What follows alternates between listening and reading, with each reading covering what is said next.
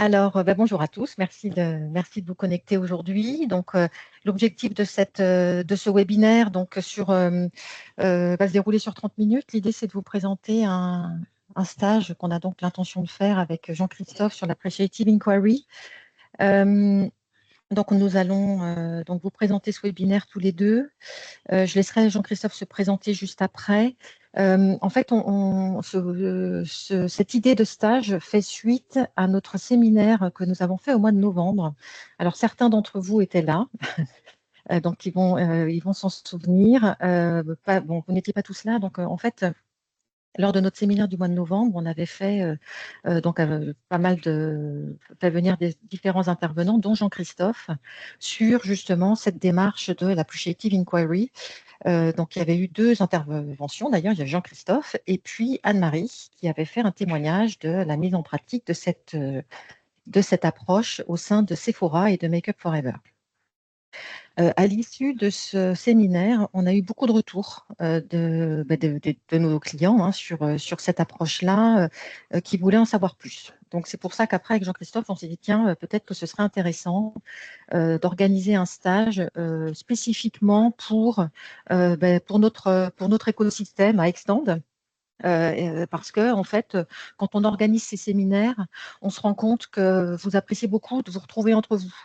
Vous appréciez beaucoup d'échanger entre vous, de vos problématiques, de ce qui fonctionne moins bien, etc. Donc, au-delà des intervenants qu'on fait venir et que vous appréciez, vous aimez échanger. Donc, on s'est dit, tiens, ce serait peut-être intéressant de faire un stage un peu intra-écosystème d'Extend et de Pando.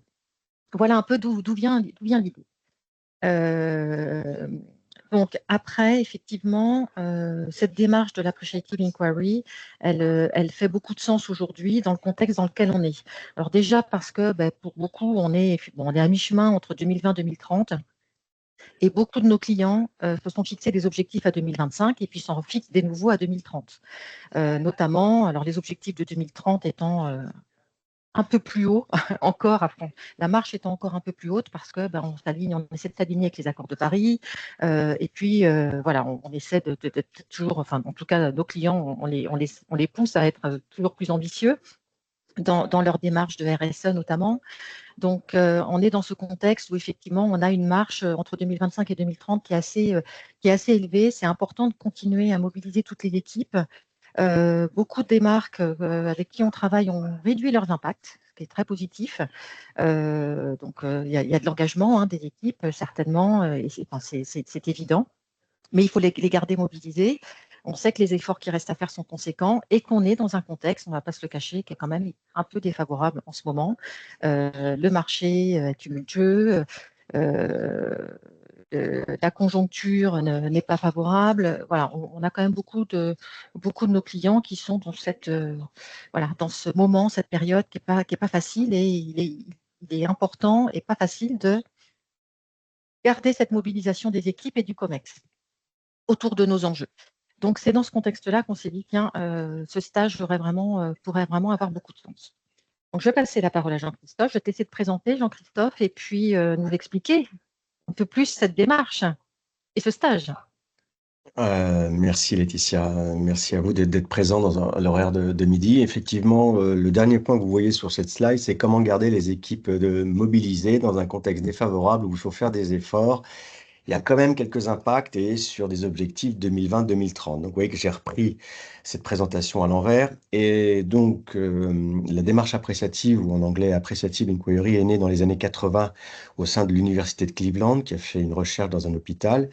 Et j'ai eu un peu d'audace et de témérité à l'introduire en France il y a 20 ans aujourd'hui. Donc, l'IFAI, qui est l'Institut de formation et de recherche, promeut cette approche, qui est une approche collective dont la vocation est vraiment justement dans un esprit de durabilité, d'efforts à faire, de contexte défavorable, de maintenir de l'énergie dans des collectifs et de voir comment et par quels moyens on peut maintenir cette énergie. Donc l'idée, c'est pas de vous faire une formation ce midi, mais c'est de vous présenter le stage. En fait, vous ayez au moins une ou deux notions sur le sujet de l'Appreciative Inquiry.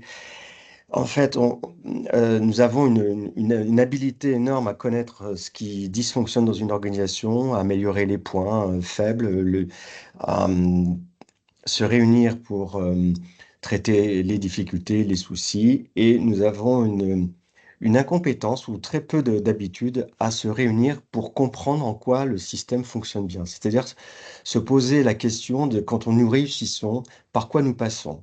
Et en fait, ce qu'on appelle du travail invisible, c'est-à-dire qu'en fin de compte, il y a plein d'équipes qui réussissent leur job, qui sont contentes, qui sont satisfaites et qui sont fières, sauf que quand on les interroge pas, elles n'ont pas l'occasion d'en parler. Et si elles n'en parlent pas, eh bien, ça n'existe pas.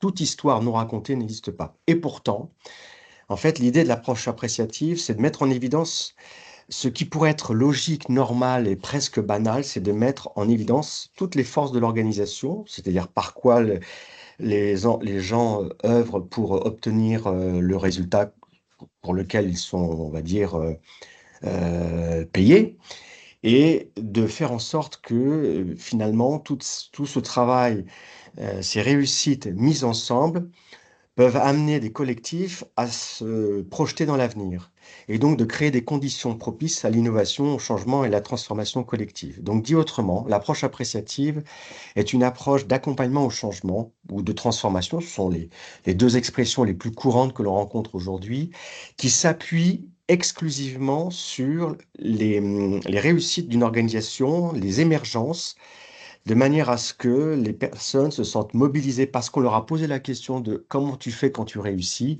et les amener à se penser dans l'avenir. Donc, c'est une approche qui est un petit peu orthogonale à ce qu'on a l'habitude de faire. On s'est aperçu depuis 20 ans que finalement, ça fait du bien, surtout quand on demande à faire des efforts aux personnes. Il faut bien qu'elles trouvent elles-mêmes une ressource, hein. Je ne sais pas si vous êtes comme moi, mais si constamment on me demande, faut faire des efforts, faut que ce soit plus efficace, faut que tu améliores tes résultats, à un moment donné, en tant qu'humain, je me dirais, bon, il va falloir que je trouve de la ressource pour répondre à cette objection, à cette injonction, pardon, oui.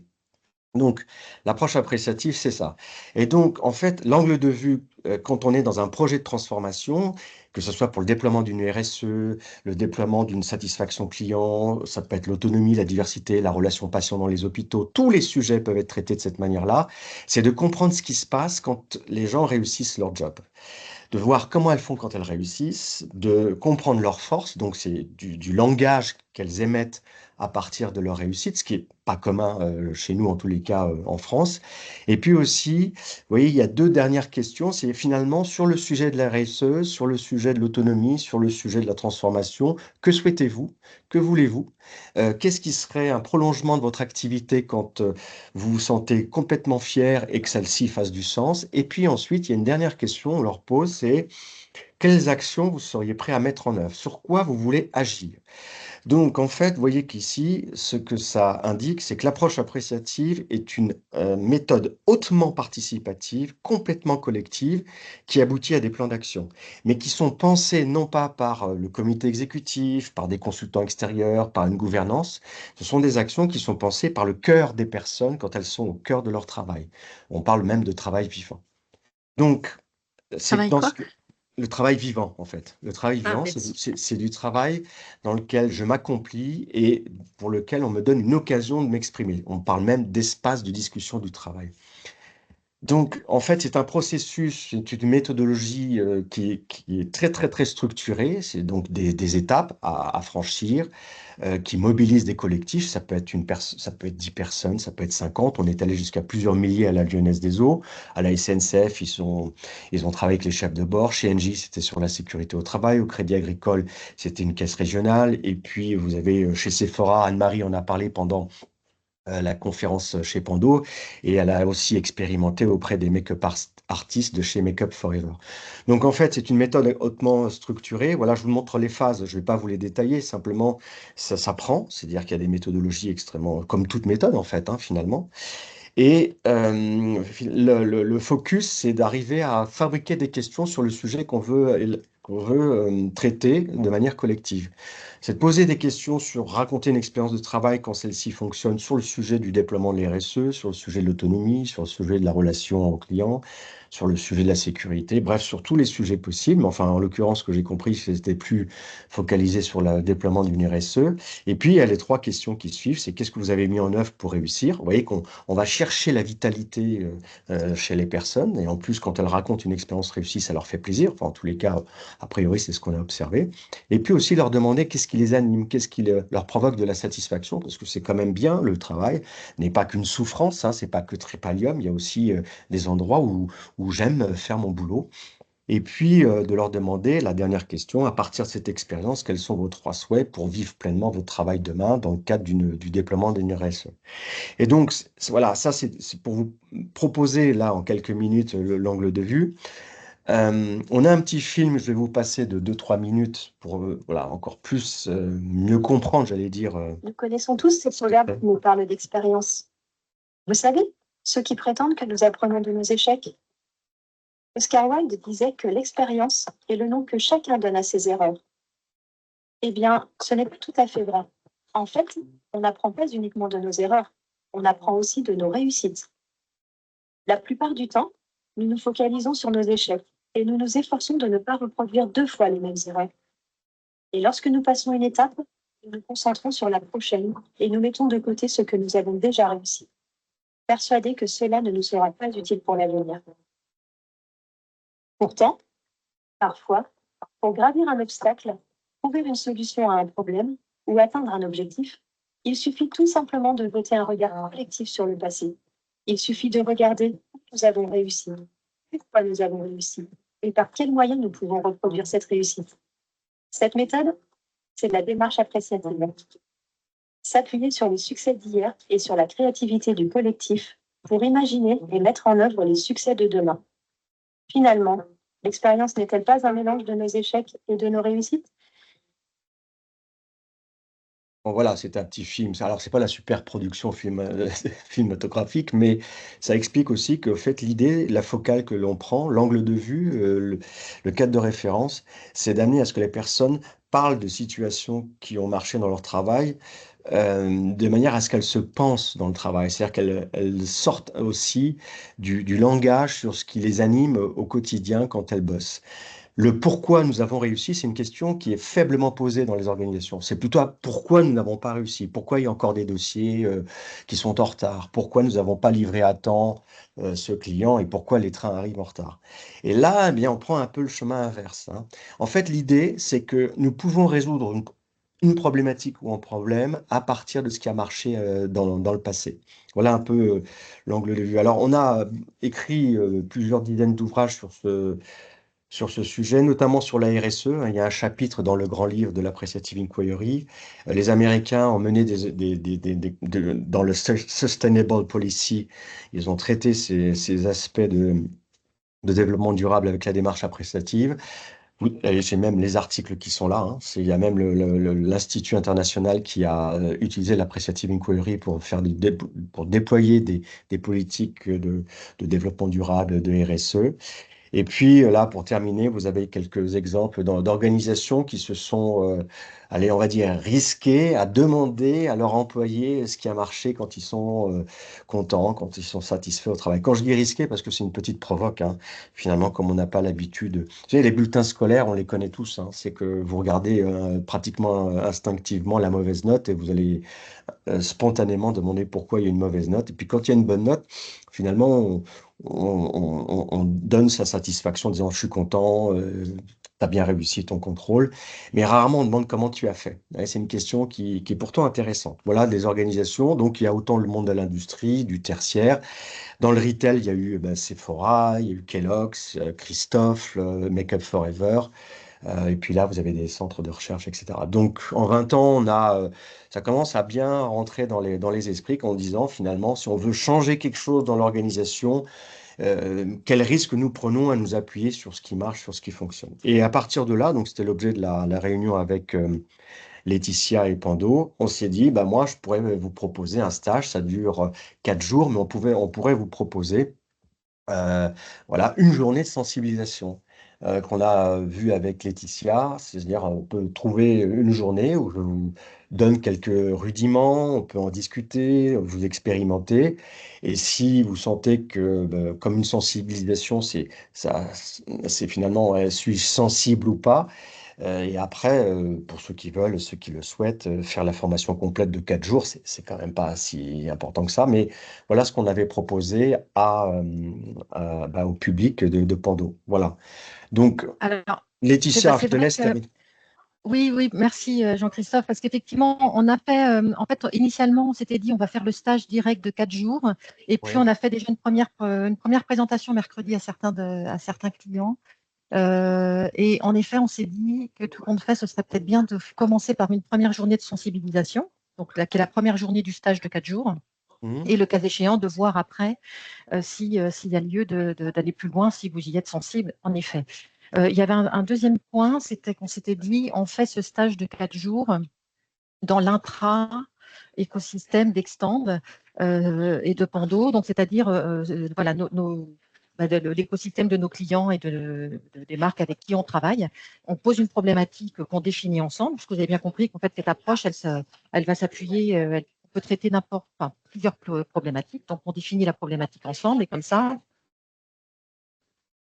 plusieurs marques à réfléchir ensemble et à travailler cette approche autour de cette problématique-là. Donc ça, effectivement, après cette première journée de sensibilisation, on pourrait très bien se dire, on se pose et on dit, est-ce qu'on trouve que c'est toujours pertinent de continuer le stage ensemble, ou au contraire, est-ce que dans certains cas, vous allez peut-être vous dire, c'est peut-être pertinent de continuer le stage, mais moi, je veux le faire uniquement dans mon entreprise parce que je trouve que c'est intéressant pour plusieurs managers, par exemple. Ou au contraire de se dire, le stage m'intéresse, je veux aller plus loin, mais pas forcément dans un écosystème particulier, et je continue la formation avec plusieurs autres entreprises. Bon, à voir.